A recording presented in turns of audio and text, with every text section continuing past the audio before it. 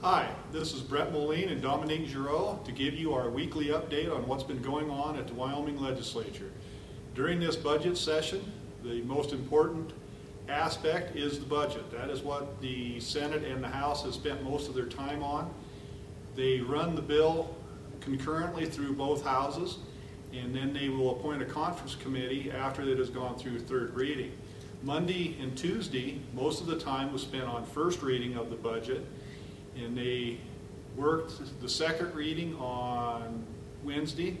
On the House side, there was approximately 80 amendments. On the Senate side, there was about 50. That has slowed up the process for some of the other bills, given that the budget was the highest priority. We hope to have more to report next week on where we are sitting with the budget. There's a few Senate files that I'd like to visit with you about. Senate File 41 will continue a select committee established to obtaining federal lands into state ownership. Our policy is we would rather have the lands in private ownership, but state is better than federal ownership.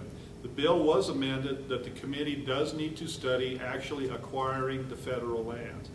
This bill has passed the Senate and was heard in the House Mineral Committee on Friday morning. Senate File 85 outlines penalties for people that trespass to obtain data.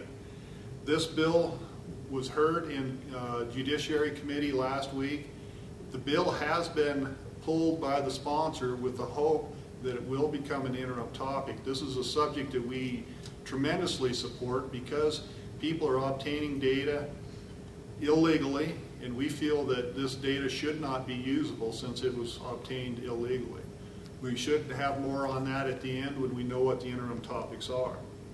Senate File 86 includes public easements, includes penalties for people that are blocking public easements. The original intent of this bill was that people that are parking alongside easements block access. We had concerns that it could impose penalties on ranchers that have easements on the section lines where roads have easements but they've never been used. We were able to get the bill amended, and so we feel that we have no concerns with it. This bill is up for second reading on Friday, on today. The last bill I'll talk with is Senate File 93, which lengthens out the time to apply for fuel tax refunds from 12 months to 18 months from the time of purchase.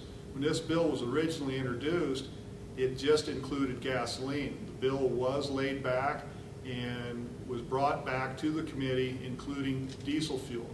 This bill has passed the Senate Committee of the Whole and will be up on second reading on Friday. With that, I'll turn it over to Dominique. Thanks, Brett. I'm going to discuss a few House bills that we've been watching the past week. Starting with House Bill 23. It deals with landowner duty to trespassers. This bill would put into statute that landowners do not have a duty to trespassers to protect them from potentially dangerous situations, unless the trespasser is a youth. This bill was amended to remove liability to youth in House Judiciary. The consensus is this aspect needs to be put back into the bill to have a chance of passing. A similar bill made it through both houses last year, but died when a conference committee wasn't appointed. House bills do need to be moved out of Committee of the Whole by the end of today, or the bill will be dead for the session. As of Thursday afternoon, this bill had still not been heard in Committee of the Whole. Moving on to House Bill 102, it's dealing with the sage-grouse implementation teams. Sage-grouse implementation teams were first applied under executive order by Governor Freudenthal to find ways to keep the sage-grouse from becoming listed under the Endangered Species Act. Bill 102 lays out statutory authority to sage-grouse implementation teams so that the legislature will have more oversight in this matter. The bill has passed Committee of the Whole and will be up for second reading today. Lastly, I'm going to talk about House Bill 170, and this would put into statute that the federal fuel tax refund form would not be necessary for obtaining state fuel tax refunds. This bill has been received by the House for introduction, but was pulled by the sponsor and is now dead for the session. Wyoming Farm Bureau has been working with the Wyoming Department of Transportation to find documentation that will work for our members when applying for state fuel tax refunds. That's all I have for you this week. I just want to give you a quick reminder that next week, Thursday and Friday, the 27th and 28th of February, Wyoming Farm Bureau will be hosting our legislative meeting in Cheyenne at the Holiday Inn. We'd love to see you there.